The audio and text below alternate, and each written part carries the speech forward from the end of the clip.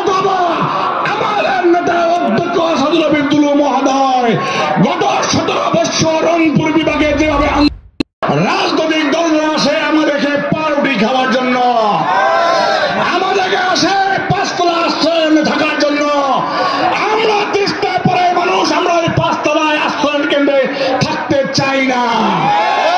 আমরা ওই শুকনা খাবার চিরায় আর গুড় আমরা খেতে চাই না। আমরা চাই আমাদের বাপ দাদার আমাদের পৈতৃক ভিটাতে আমরা থাকতে চাই।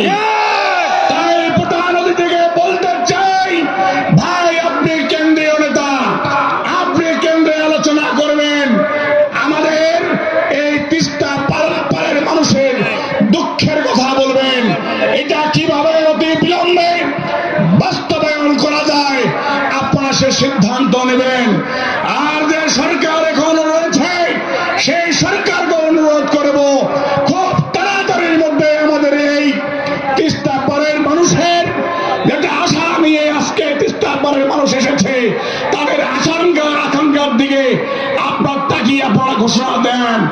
অথবা আমাদের নেতা অধ্যক্ষ আসাদুল হক দুলু মহোদয় গত 17 বছর রংপুর বিভাগে যেভাবে আন্দোলন করেছে, এই আন্দোলনে আমরা সফল হয়েছি, কিন্তু এই তিস্তা পাড়ের আন্দোলনে আমরা যেভাবে তিস্তা পাড়ের মানুষ আমরা এই চরের মধ্যে শুয়ে আছি, আমরা যেহেতু 48 ঘন্টায় চরের বালুর মধ্যে শুয়ে থাকতে পারবো, আমার বিশ্বাস যদি অধ্যক্ষ আসাদুল হক দুলু মহোদয় উনি যদি পরে এখানে 48 ঘন্টা না 48 দিন অবস্থান করতে হবে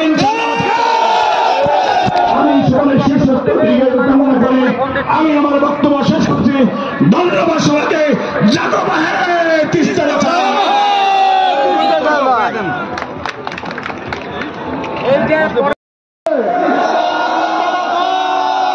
ডাক দিয়েছে দুলু ভাই, জাগো বাহে তিস্তা বাঁচাই, ডাক দিয়েছে দুলু ভাই, ডাক দিয়েছে দুলু ভাই, জাগো বাহে তিস্তা বাঁচাই, ডাক দিয়েছে দুলু ভাই, জাগো